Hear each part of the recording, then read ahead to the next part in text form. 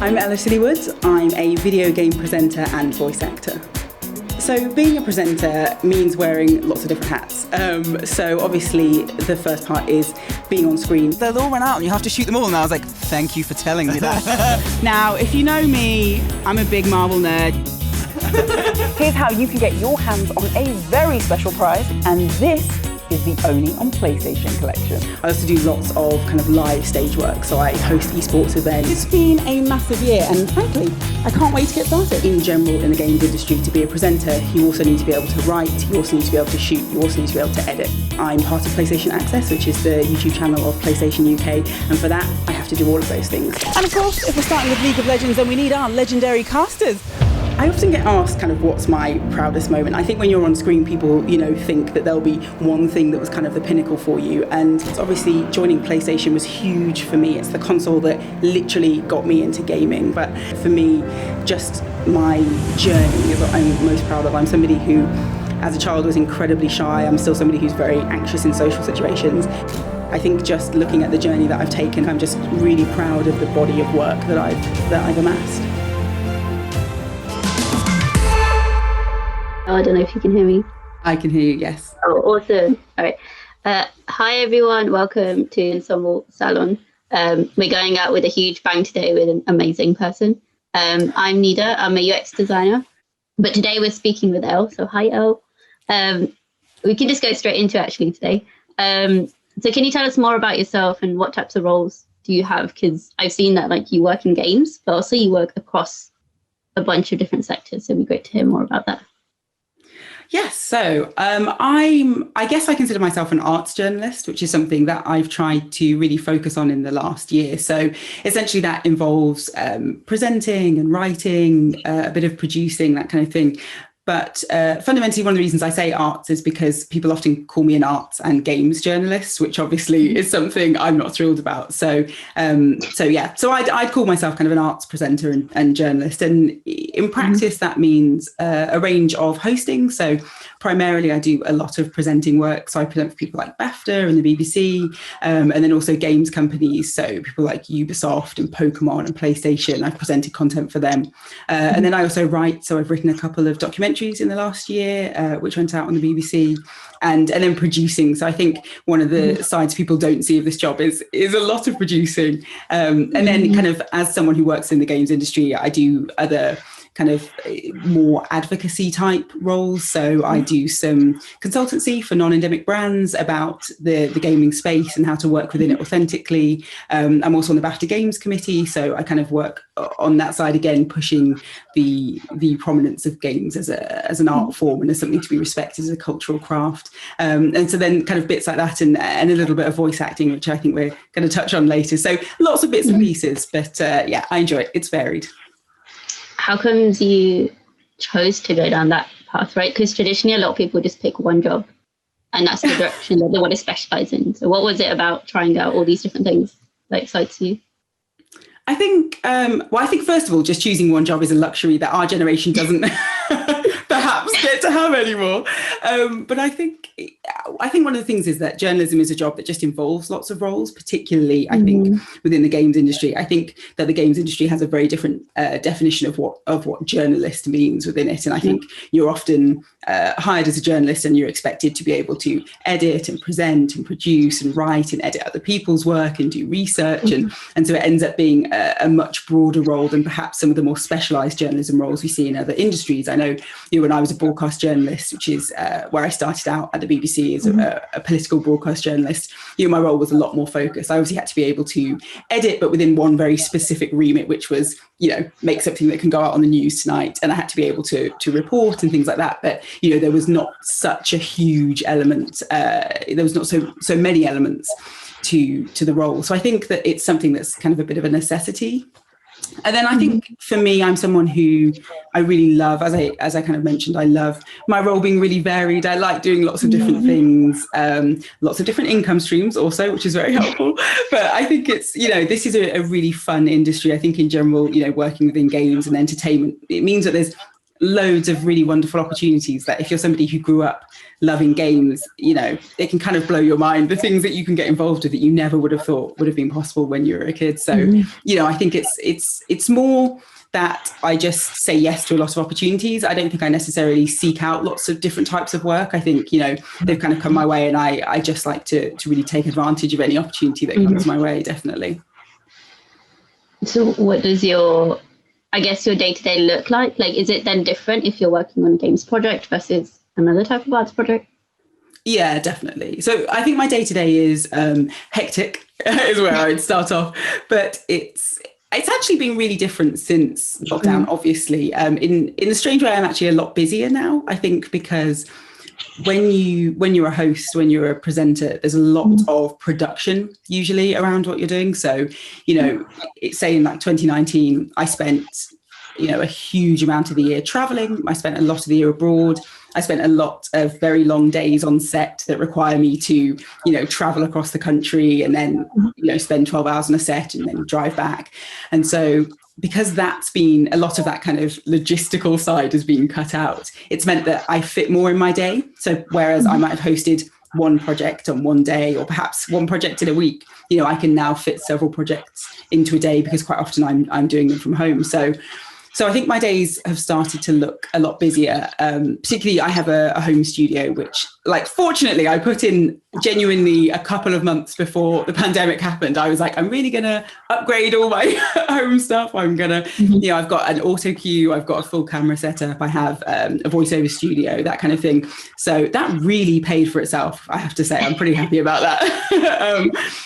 And so for me, a lot of my day is spent in there. So it depends what I'm doing. If I'm doing something like I present Radio 4's Front Row. So for that, I go in, I have to go in, and I'm in the studio in London. I go to Broadcasting House and I will go in, have my briefings with all the producers, spend the day writing my script, then, you know, head into the studio just before the show and host from there. But then if it's something, quite a lot of gaming projects at the moment are obviously remote. So if it's something here, then I'll usually kind of get myself set up in here, put on my huge lights and, you know, just do it kind of, you know, as I'm sitting kind of speaking to you now, which is a lot easier. It's I really love it. Although I have to say I've always appreciated my production crew hugely. You know, I think they're often kind of the forgotten element of anything that's on screen. But now that I have to manage my own lighting and sound and, you know, setup, I hugely appreciate the work that goes into arranging productions. Because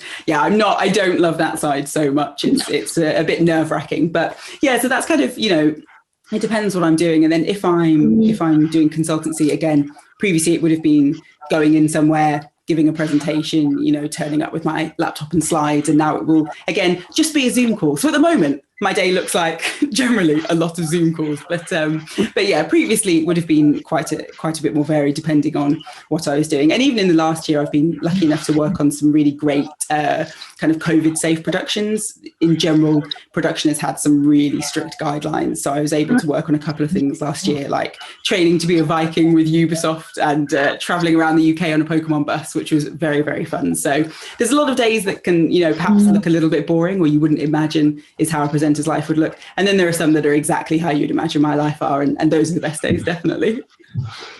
That's really interesting that you talk about like the not so sexy parts of your job as well, right? Like there's a lot of admin and logistics and background work that we don't see often. But you have touched on like some really interesting projects at the same time, like about the stuff you did with Ubisoft and Pokemon Go.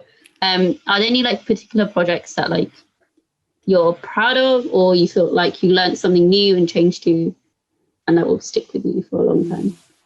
Interesting. I think so. In the last year, obviously, I started working with Front Row, and I'm a big like Radio 4 nerd. That's always been what I've listened to. So I was hugely proud to, you know, be asked to come on and host that show. And I think it was a huge challenge for me. You know, I've been a presenter for more than a decade, and, you know, you get to a point where you're like, I'm pretty good at this, you know. And then I, you know, went into radio, which was something I'm not familiar with. And they're like, okay, here's some stuff you can work on, which is like, you know, it's something I don't get to do very often, because I'm very, you know, I know my style now. I'm a very comfortable and confident presenter. You know, when I turn up on set, I know exactly how it's going to go. So it's actually been such an incredible experience to work with the team to really shape my presenting style again, which is something, I haven't had to do for a really long time. So I've loved the challenge of that, because radio is really different.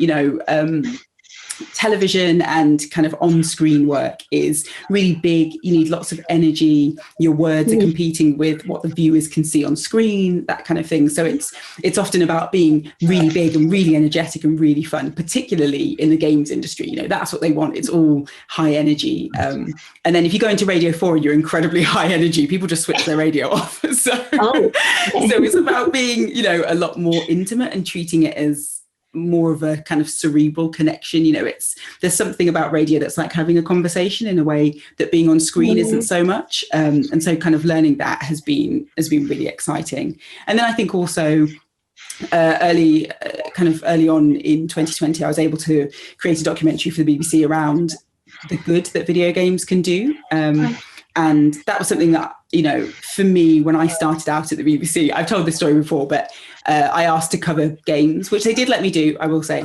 But one of my editors told me that it was an infantile hobby and that I should grow up. So to be able to make a documentary for the BBC where all I got to do for, however long was just talk about games and champion games. And, I went to speak to one of the world's leading psychotherapists, and he talked about how it's actually really good for our brains, and how he believes that games actually make you more intelligent. I got to talk to a neuroscientist who created the first FDA approved video game as a medical treatment. I got to go and speak to people like Digital Schoolhouse, who take games into schools and use them to build children's computer skills and their digital awareness. And so for me, it was really, really rewarding, particularly considering, the attitude to games when I started my career, to make something that they didn't ask me to present the other side. They didn't say, okay, but you also have to interview somebody who thinks that games are rotting children's brains, or, because they appreciated that those kind of stereotypes aren't true, and they've actually been proven untrue by scientific studies.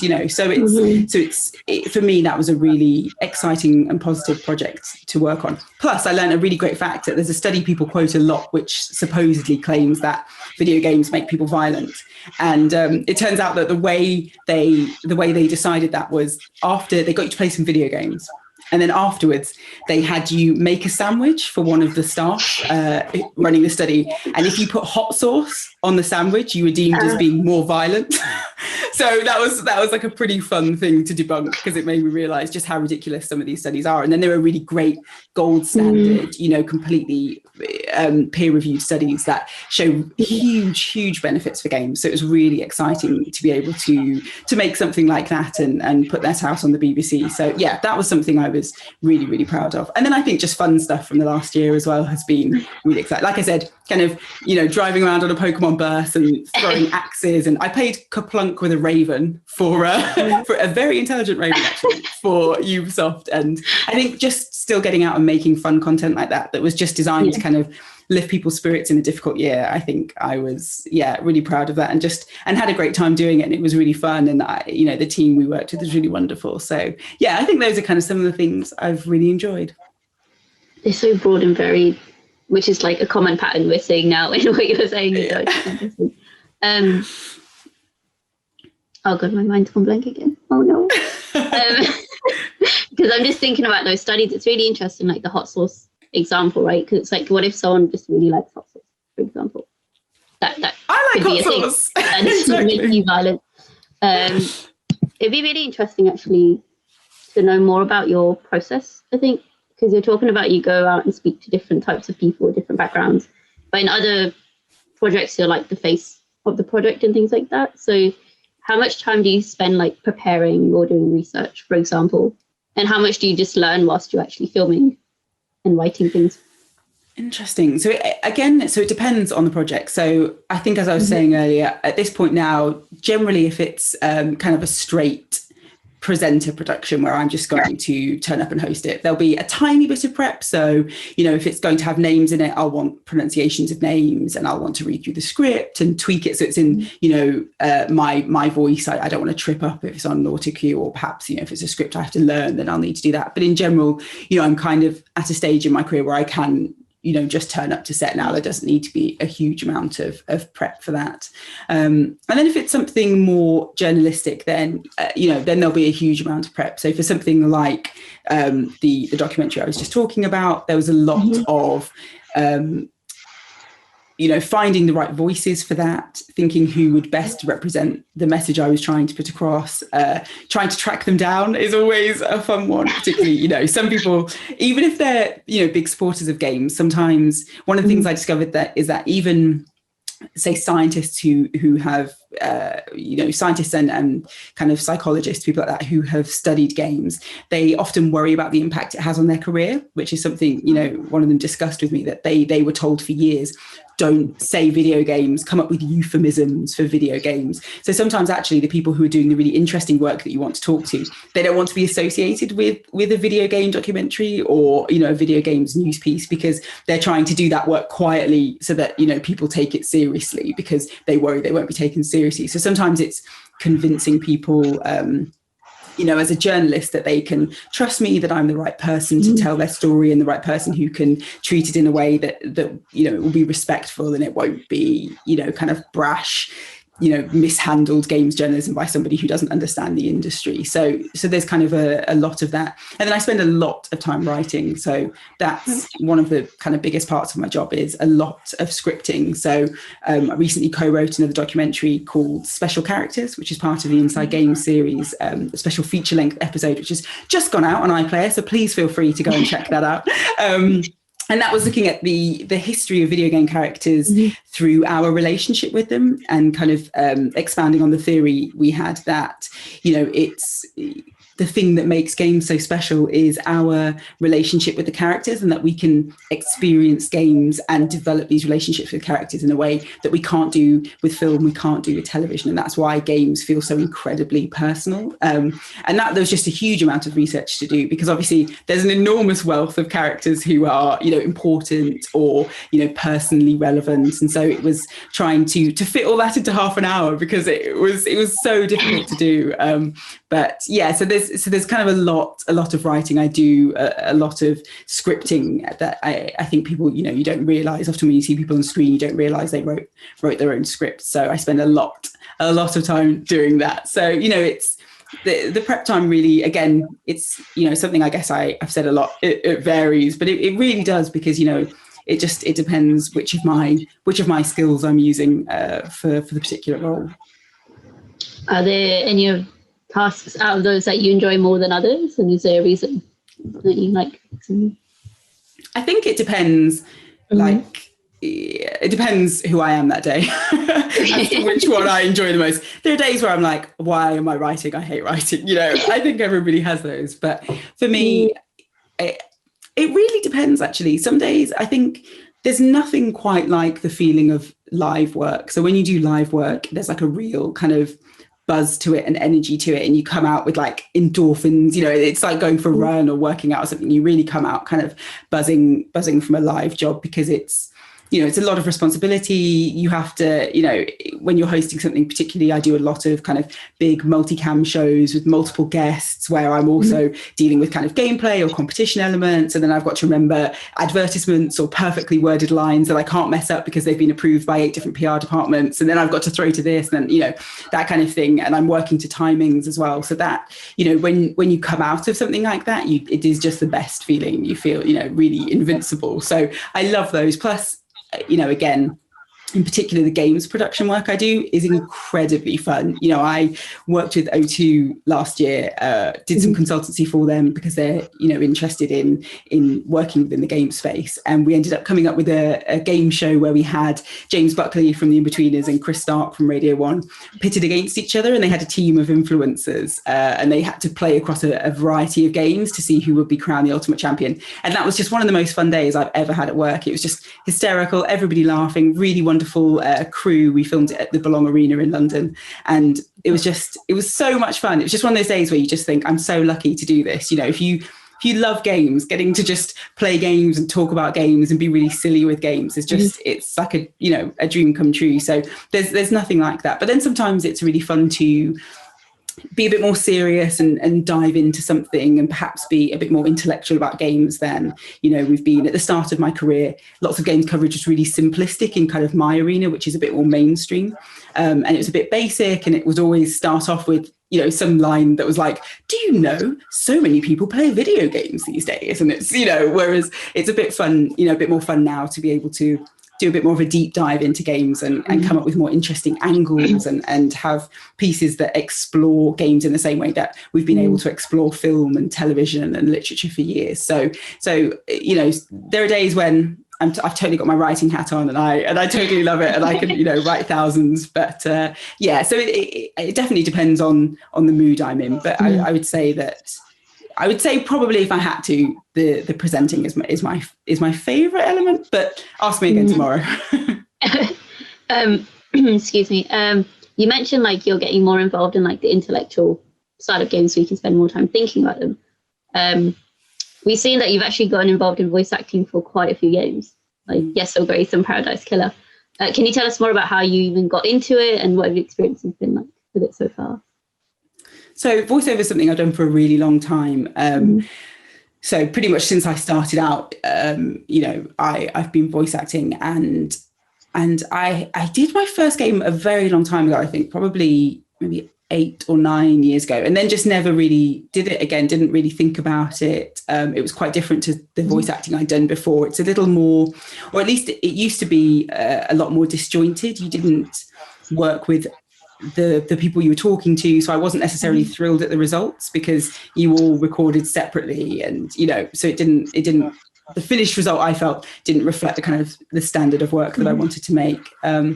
And then in the last couple of years, I've kind of been invited to voice some games, and others I've genuinely kind of, they've put out call outs and I've just applied through those. And it's been so much fun. I've absolutely loved it. It's kind of terrifying, I think, because it's, even though it's, you can feel a bit silly sometimes, I think, when you're used to being very, when you're a presenter, you kind of have to be, it's not about being serious, but it's about presenting like an authentic self. And so you work really hard to come across as like a person everybody can relate to. So then suddenly putting on these personas and perhaps being a bit silly with it, or, something like Yes, Your Grace, I voiced all the female characters in that game. And I had to do it in a made up, like sing-song language that I had to make up on the spot. And it was like a really difficult thing for me to do. I felt really silly about it, which is, something I thought I would be long past. I spend my life on camera. I do plenty of silly things on camera in the name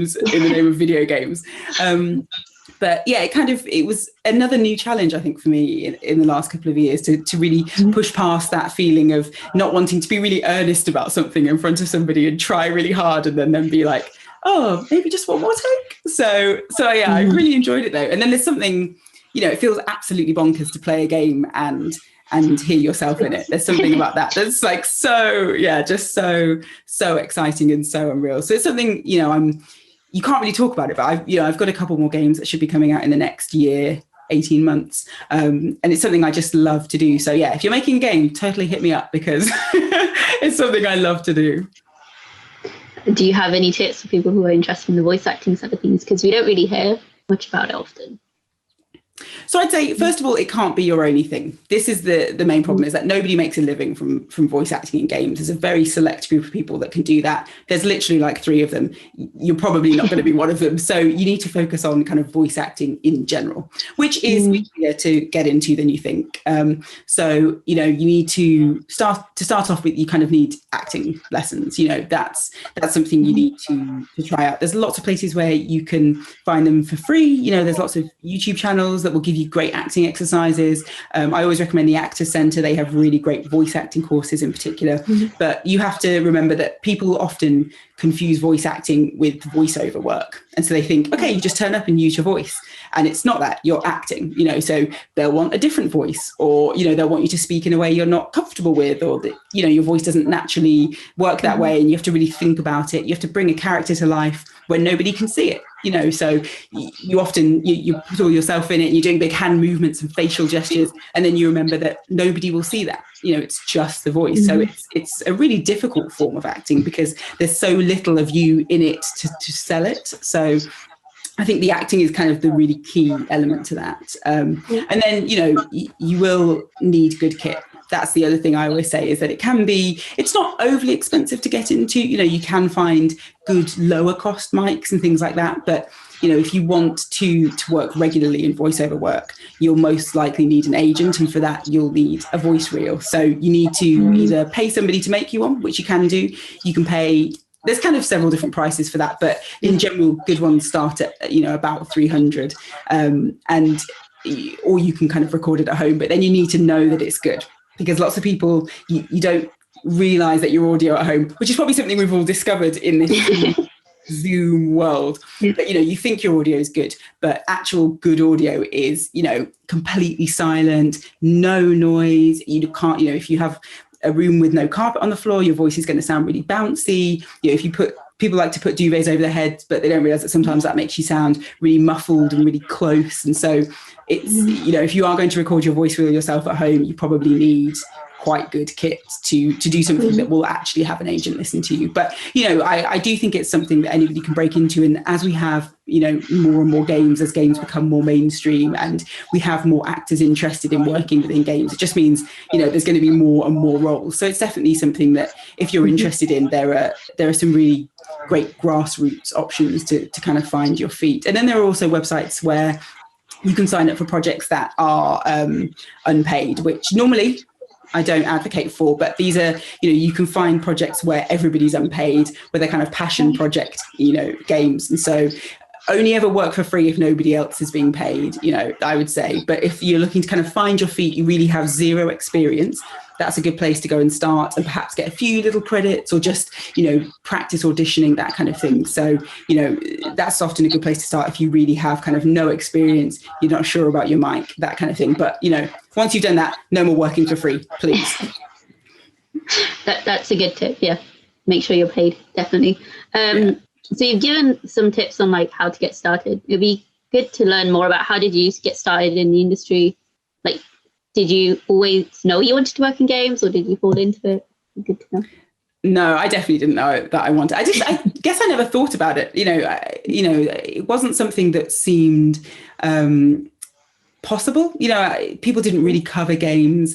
There wasn't a huge amount of coverage that was the kind of work I wanted to do, which was, I wanted to go into broadcast journalism. So there was hardly any coverage for games on television. So it didn't feel as though it was a viable route. I guess in the same way that, I was just saying, there's not a lot of voice work. You can't build an entire career around games voice work. Similarly, at the time, I could do games on the side. I could add games into kind of my repertoire of things I could cover, but it didn't feel like something I could do full time. And so, as I said, I started out at the BBC, so I studied politics and went to work for the BBC as a political broadcast journalist. I was chosen for the BBC journalism trainee scheme, which was amazing. That's a really fantastic scheme that basically gives you a grounding in being a journalist, media law, ethical reporting, that kind of thing. And then from there, I asked if I could cover games on the side a little bit. I thought I could see a gap there that would be really wonderful to start stepping into and covering games from a news perspective. And, in a way that, as I was saying before, there was kind of one very common format for how games were covered, and it always mentioned how much money they make, or it always mentioned how surprised you'd be at the number of people who play games, or some really awful thing that would be like, more women than you think are picking up a controller, and there's always some terrible format. So I kind of saw, a gap there to step in and do slightly more nuanced coverage that was picking up elements that people who were interested in games would actually be interested in, rather than explaining them every single time. And then I was very lucky that from there, it was because there was so little mainstream coverage. It meant that when people were looking for somebody who could do it, I was one of the few people that did, which is, a timing thing, which I think so much of life is about. It's just, timing and luck and being in the right place at the right time. And so from there, I started to, possibly imagine a future where I could cover games a lot more. And I eventually started a YouTube channel, which is always one of my huge recommendations to people, is that it's easier than ever before to showcase your skills online now, particularly if you want to do something like presenting. And from there, I was offered my own television show, which was a kind of a daily esports show that I wrote and produced and presented. And then it's kind of just moved from there. So I'm very lucky that I'm offered quite a lot of work. And, I think that's one of the good and bad things about our industry, is that you can really establish yourself in it, but then it does make it difficult for new voices to break in. But yeah, from there, I as I said, it's about making noise about yourself. I think for me, I've always been somebody who's very confident in my skills. I know what I'm good at. I'm happy to shout about myself. That sounds so ridiculous, but I am. I made a YouTube channel. I'm always happy to reach out to people that I would love to work with, that kind of thing. And I think that's always one of my huge tips to people, is just really be brave. If you think you should be doing something, then you should also be telling people about it. Mm-hmm. That's really nice. Like, hearing that you're actually confident and you got the opportunities. Usually it's either or. And it's really great to see where you've gone. Something I wanted to talk a little bit more about actually was, you've been named like one of the most influential people in games in the UK, at least. And you've done these really insightful documentaries for the BBC. Like one of my favorite ones is your one on black hair in gaming. What are your current thoughts, or your thoughts on the current state of diversity in games? So like, from a consumer perspective, but also as someone within the industry where you work and contribute as well? So, there's a long way to go. And I think the last year has really shown us the sheer volume of work that there is still to do.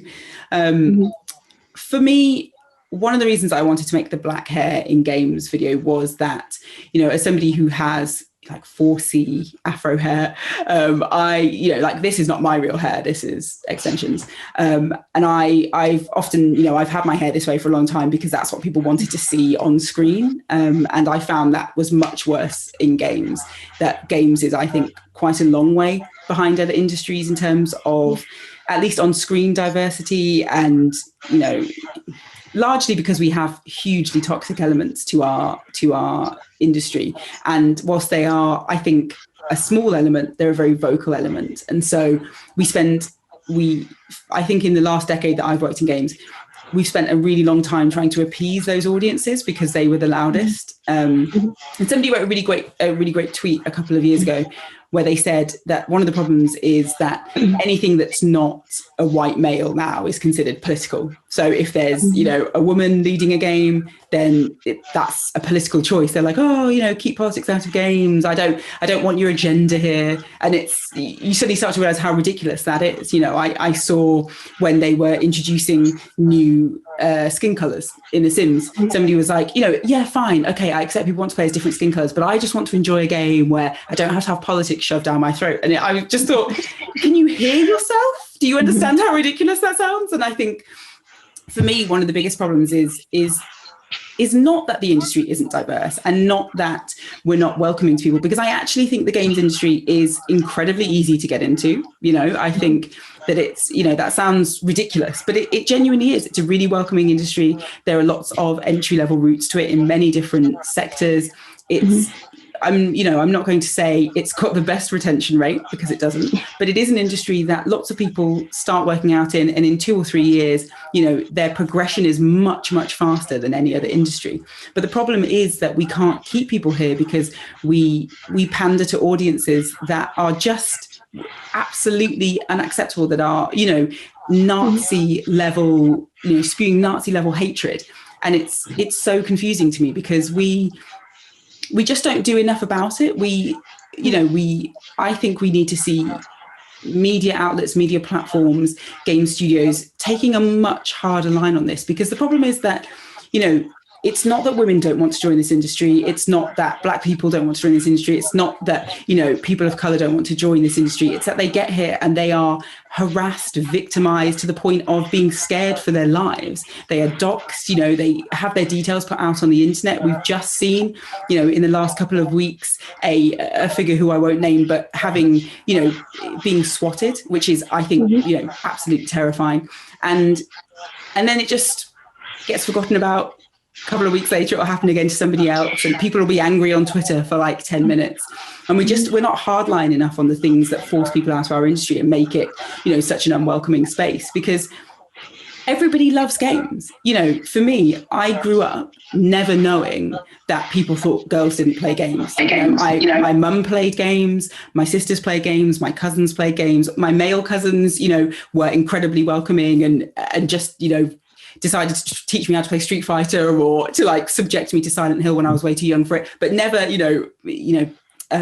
never subjected me to the kind of harassment or abuse that women face today when they're trying to enter this industry. And so, I always consider myself incredibly lucky, because I actually think that, one of my examples is so many women love games when they're younger and they think that games are a thing for them. And then, they perhaps kind of around their teenage years, they start to become susceptible to the messaging that is online that, men pick up without realizing, because it's kind of driven into them systemically that girls don't play games. And then they think, oh, games are not for me, and I always think I'm so lucky that I was surrounded by people that just kind of blocked that out for me, or perhaps I wouldn't be here doing this. And we're not doing enough to protect women now, because when I started out in this industry, and this will make me sound old, but Twitter didn't exist, like imagine how different my job was before Twitter existed. There was nobody to come and tell me that I was lying about playing a game where you could physically see my hands doing it on stream, so it's for me, it's that we're allowing people to be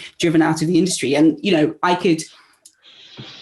I don't want to talk to the people who do the driving out, because there's no point. There's work we can do to try and prevent that from happening to people, but once they're kind of radicalized, they're lost. But I do think that people who have a responsibility for their staff members to protect them from social media harassment and to do everything that they can to make that unacceptable, games with online communities need to be doing a lot more. People like Rainbow Six Siege and Overwatch have done so much really great work on creating communities that people feel safe in. And, they're not perfect, but the fact that they're trying to figure out ways to address toxicity to make those players feel unwelcome. And we should just be doing that everywhere. Let's just get them out of here. Games should be a fun industry. It should be a really welcoming industry. It should be the reason I love games, the reason I fell in love with games is because they're this world for you to escape into. They're this, you get to live a million lives. You get to, travel all over the world, all through space. It's this fantastical world. And yet, it should just be this really fun industry that's wonderful and accepting and is a space for everybody to escape to. And instead we allow it to become a place where people are harassed and victimized. And so we just need to do so much work on that. We just really need to be a lot stricter about, comments, about moderation, about banning players, about speaking out when we see unacceptable behavior. And, it's a really difficult thing to do, because often if you are from those marginalized communities, it makes you a target. And so, if you're watching and you're not somebody from a marginalized community, if you're watching and you're somebody who has a voice that is much less likely to be attacked, please use it. Please speak out, because I think that that's something we're lacking at the moment, is people who look like the people who attack others saying that that's not acceptable. And, that's something that I really hope the last year, has started to teach people about, is using their voice, being an ally, realizing that just speaking up, just, sending a tweet, just calling somebody out in game. These are the little things that start to make a difference and make people feel more welcome in our industry. That's such a lovely, realistic answer as well, right? Like, we've still got a little bit to go, but there's always been progress, and we're seeing a lot of progress lately, especially. We've actually got a Q&A question that kind of leads on to this, so I'm going to ask it now. But the question is, what can we as gamers and consumers do to drive developers and publishers to develop greater diversity in the industry going forward? So this is from Jeffrey. That's such an interesting question. Okay, so for me, first of all, make games yourself. So, I think that there is something to be said for some of the incredible indie games that we've seen over the last few years that have really wonderful perspectives that we don't get to see in more mainstream titles. And, this is a really cynical answer, but things that are successful are mimicked, So if you can, if you look at something like If Found, like that's a really wonderful game with incredible perspectives that we have never really seen before in games. There are lots of,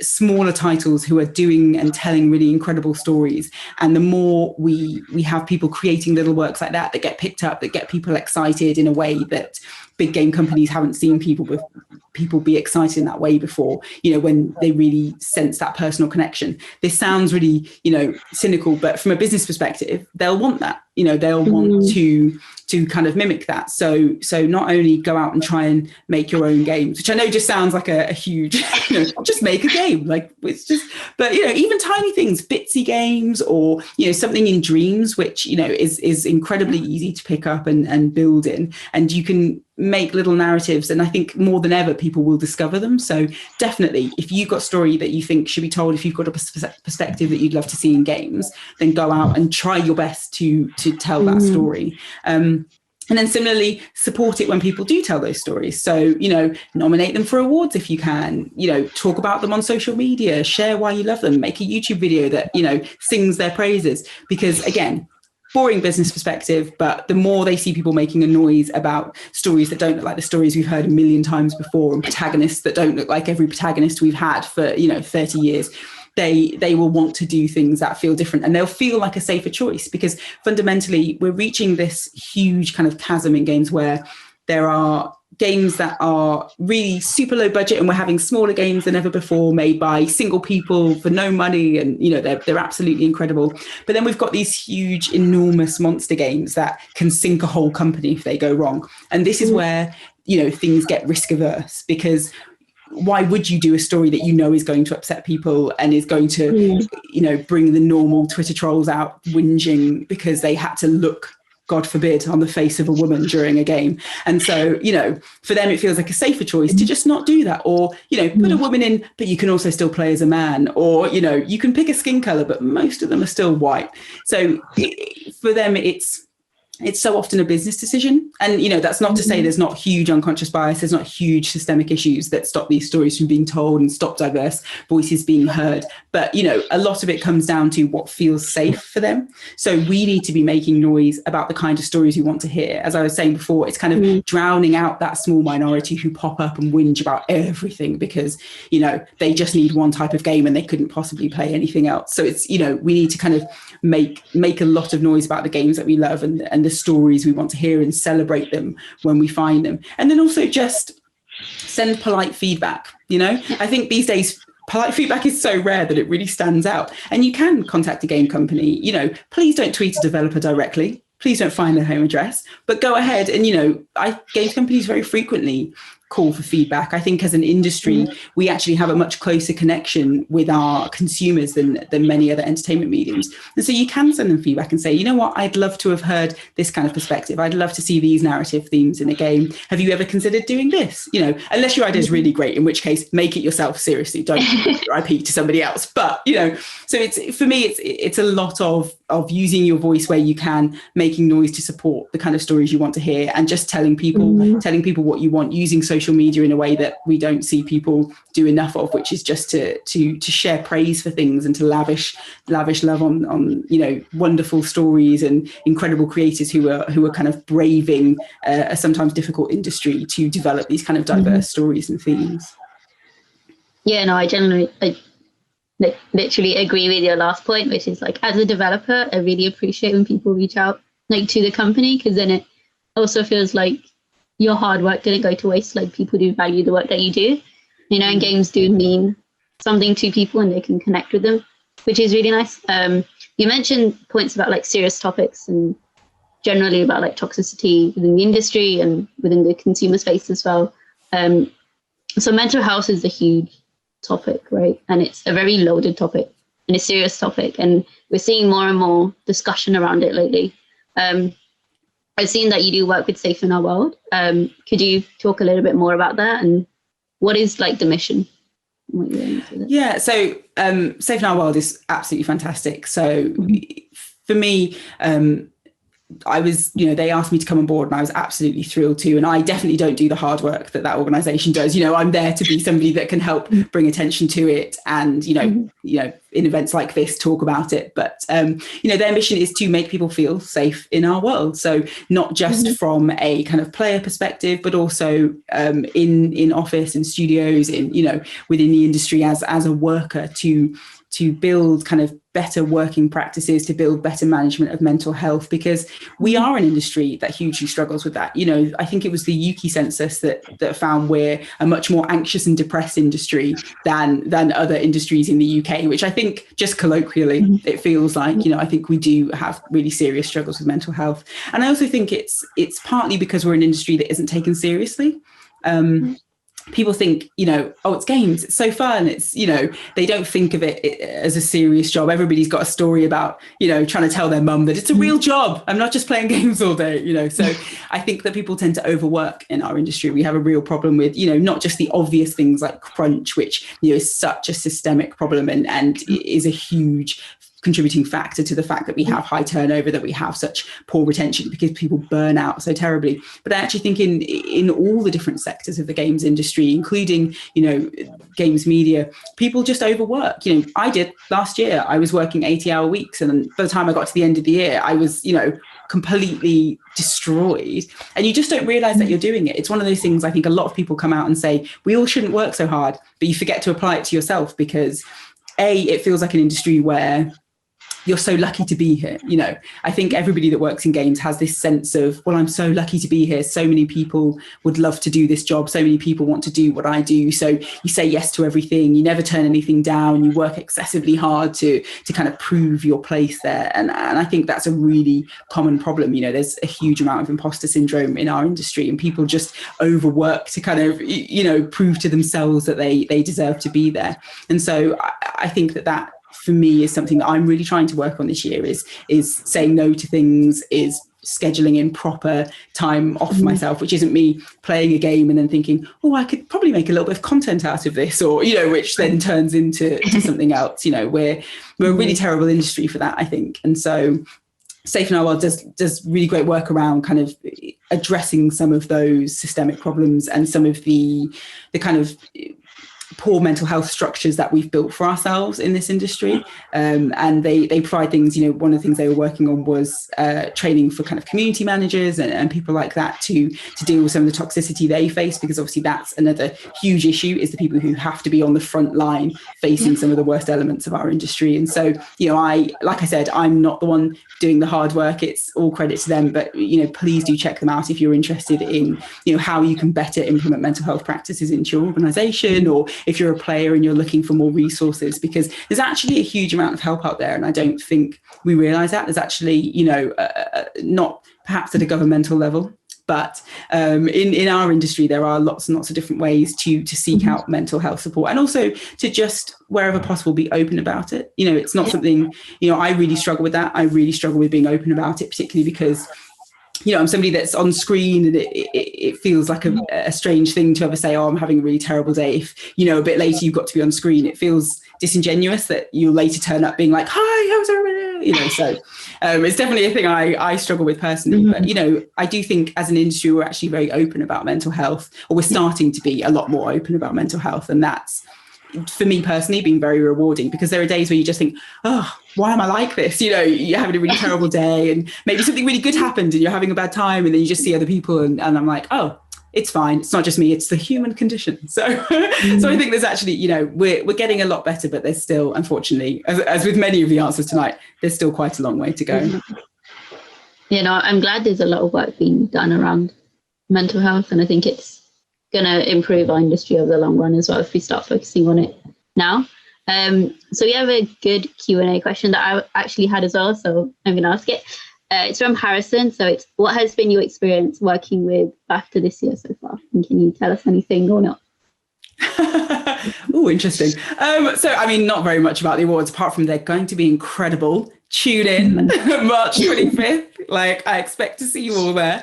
But I mean, I love working with BAFTA, I have to say. They, for me, so I, before I kind of worked so predominantly within the games industry, I mainly knew BAFTA as a film and television organisation. So it was somewhere that everybody said, you know, you need to join and go and network and schmooze people if you want to get ahead in television, which is very successful at. You can definitely do that there. But I kind of wasn't really aware of the work that they did in games until really I started working with them. So I think the first thing I ever did with them was interview Kojima, actually, which is kind of a big starting point, and was incredible. And I was, you know, really honoured that they trusted me to do that. And from there, it's just been working with the fantastic team there. I mean, they're really wonderful. To kind of shout out some people, so Sam D'Elio and Lewis Pete, who work in games there, they are just fantastic, and they really care about games as a kind of cultural craft, as an art form, as something to be recognised in a way that we don't really see in society, and in particular in mainstream media. And they work really hard at curating events that are, you know, for the public, to come in and get an overview of just the kind of the sheer volume of different types of craft and work that goes into creating games. They have masterclasses that are really, really useful, really great masterclasses on kind of technical elements of game making, and things like that. And then they just do, I think, for me, it's the work that BAFTA does is just about, you know, recognising the cultural contribution of games in the UK and having it stand proudly alongside film, alongside television, alongside all the industries that we make a lot more money than and have. You know? So we you know, it's about time that we stand up and we really recognise ourselves as, you know, BAFTA really unapologetically celebrates games. You know, lots of people come out and they feel the need to fight for games, and that's great. You know, I'm always happy to argue with somebody about whether or not we're an art form, but actually there's something to be said for just recognizing that we are, and just not making the case for it over and over, but instead just being like, yeah, cool, okay, we're just going to get on with it, and we're just going to dive into the artistic elements of game making. And so, you know, they do there are really important aspects, I think, for I think growing the games industry in the UK and globally in a way that we haven't been able to do very well, because we're quite an insular industry. And we often think, you know, we're just fine. You know, we don't need to do much outreach. I think we're not very good at telling the stories about why games are so profound and powerful, and the incredible work that goes into them. We're not very good as an industry at getting those stories out there, but BAFTA is. So, you know, I mean, not to do a big, huge push, because I will declare that I am on the BAFTA Games Committee, but we are looking for new members.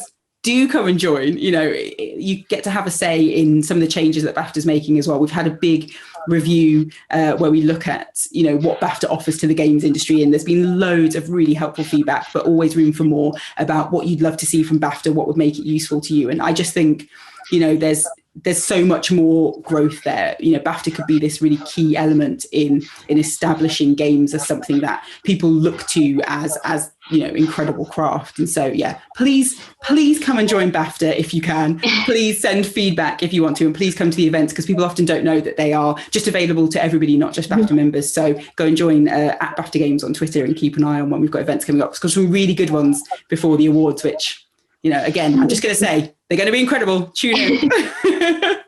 Well, I'm looking forward to hearing more about that then. Yeah. Hopefully. It's super interesting.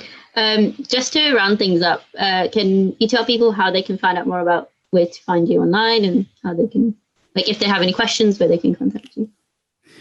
So Twitter is probably where I'm at most frequently, and where I post where, you know, what I've got coming up. So that's just at Elle Osili-Wood, my name. And then my website is also elleosili-wood.com. So you can kind of find out a little bit more about what I've done in the past there, see some of the work that I've done, you know, bits and pieces on there. But yeah, Twitter's really where I'm at. And you can kind of see what I've got coming up. We've got some exciting things on the way this year, actually, both games and not. So keep an eye out there.